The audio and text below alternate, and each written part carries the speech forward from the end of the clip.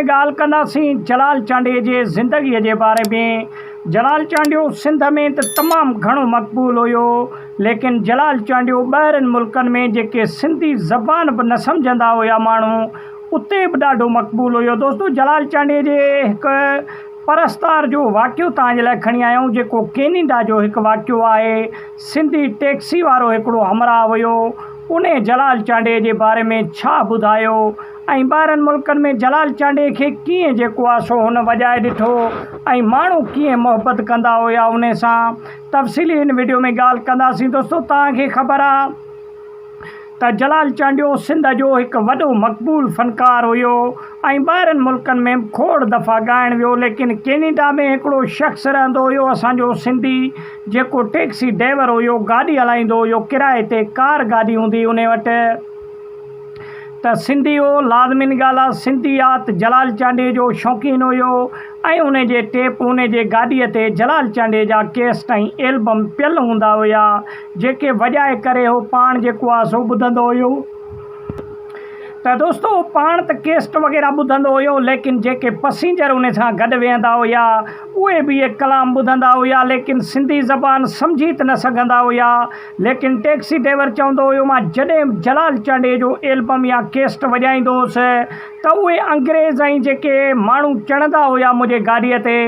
उहे बि झूमण ते मजबूर थी वेंदा हुया, छाजे करे जो साज़ ऐं यकतारे चपड़ीअ जो आवाज़ु एॾो बहितरीनु हूंदो हुयो जो उन्हनि खे उहे लफ़्ज़ सम्झ में त न ईंदा हुया, लेकिन साज़ बहितरीनु हुजण जे करे उहे अंग्रेज़ ऐं गोरा जेके चढ़ंदा हुया कैनेडियन, उहे बि जेको आहे सो नचंदा हुया ऐं ख़ुशीअ जो इज़हार कंदा हुया। दोस्तो, जलाल चांडियो हिंद सिंध पूरी दुनिया में मक़बूल हुयो ऐं यकतारे चपड़ीअ खे एॾो मक़बूल कयो जलाल चांडे, यकतारे चपड़ीअ जो एॾो उरूज आयो सिंध में, पूरी दुनिया में अहिड़ो को बि फ़नकार सिंध में पैदा न थियो जेको यकतारे चपड़ीअ जो एॾो उरूज कयो। दोस्तो, यकतारे चपड़ीअ जो कलाम केरु ॿुधण जे लाइ तयारु न हूंदो हुयो। जॾहिं जलाल चांडे पंहिंजी ज़िंदगीअ में यकतारो चपड़ी करे ऐं पंहिंजो वॼाइणु स्टार्ट कई त माण्हू जलाल चांडे जा दीवाना थी विया ऐं यकतारे चपड़ीअ जा बि दीवाना थी विया। जेसि ताईं जलाल चांडे जो कलाम न ॿुधंदा हुया माण्हू, तेसि ताईं उन्हनि खे आराम कोन ईंदो हुयो, छाजे करे जो यकतारो चपड़ी ऐं जलाल चांडे जो जेको साज़ हुयो उहो माण्हुनि जे दिलो दिमाग़ में वेही वियो हुयो ऐं माण्हुनि जे जेको आहे सो दिमाग़ ते तारीख़ जेको आहे सो हिकु क़ाइमु थी वेंदी हुई। जॾहिं जलाल चांडियो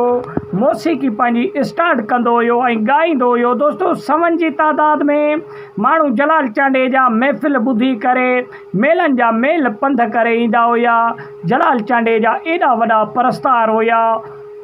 ऐं जलाल चांडियो पंहिंजी ज़िंदगीअ में कॾहिं बि वॾाई न कई, हालांकि उन वटि इज़त ऐं शोहरत सां गॾोगॾु दौलत बि तमामु घणी अची वई, लेकिन कॾहिं बि वॾाई न कई, मां न कई ऐं सॼी उमिरि पंहिंजो फ़क़ीराणे लिहाज़ सां पंहिंजो गुज़ारी वक़्तु ऐं फ़क़ीर थी जेको आहे सो पंहिंजो वक़्तु